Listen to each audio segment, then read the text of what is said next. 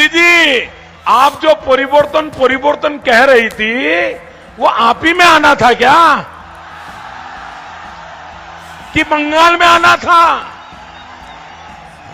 नानी, ये परिवर्तन कहां आना था? अरे हम तो सोच रहे थे बंगाल में परिवर्तन आएगा, लेकिन दुख से कहना पड़ता है परिवर्तन दीदी में आ गया। भाइयों बहनों,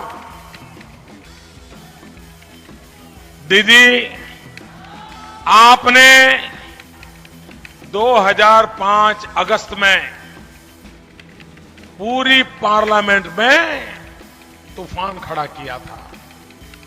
किस बात के लिए? बांग्लादेश से आए हुए घुसपैठियों के खिलाफ। आपने संसद में पूरी संसद को हिला दिया था और मेरा सीना तनता दबा। एक मेरी दीदी शेरनी पूरी पार्लियामेंट को हिला रही है, भारत मां की सेवा के लिए हिला रही है। और आप कहती थी ये बांग्लादेश से घुसपैठिए आ रहे हैं, वो लेफ्टिस्टों की वोट बैंक बन गए हैं, कि लेफ्टिस्ट लोग उनको ये कर रहे हैं, इनको निकालो, ये मांग आप कर रही थी। दीदी, आपने 2005 में जो पार्लियामेंट में बोला, ये आपका भाई आज वही बोल रहा है,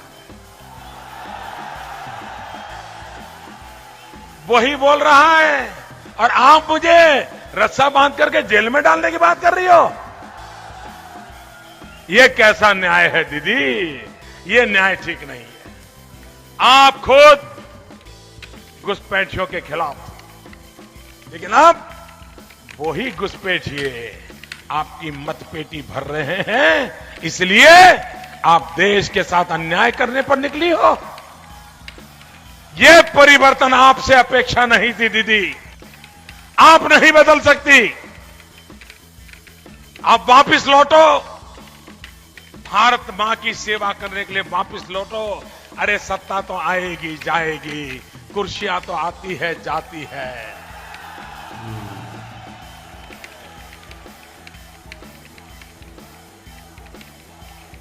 भाइयों बहनों, भारत सरकार के एक मिस्टर सईद करके एमओएस हुआ करते थे। उन्होंने बांग्लादेश के घुसपैठियों के लिए क्या कहा था?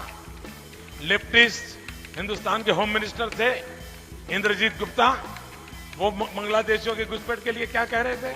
अरे बुद्धदेव भट्टाचार्य, उन्होंने कहा था कि समूह बांग्लादेश की सीमा पर जो जिले हैं, जहां पर जो मदरसा चल रहे हैं, वो संकट का कारण बने हुए हैं। ये आप लोगों ने नहीं कहा था क्या? तब आपका सेक्युलरिज्म कहां गया था भाई? और आज मोदी मोदी मोदी करके चिल्ला रहे हो। ये सारी बातें एक समय आप बोल चुके हो।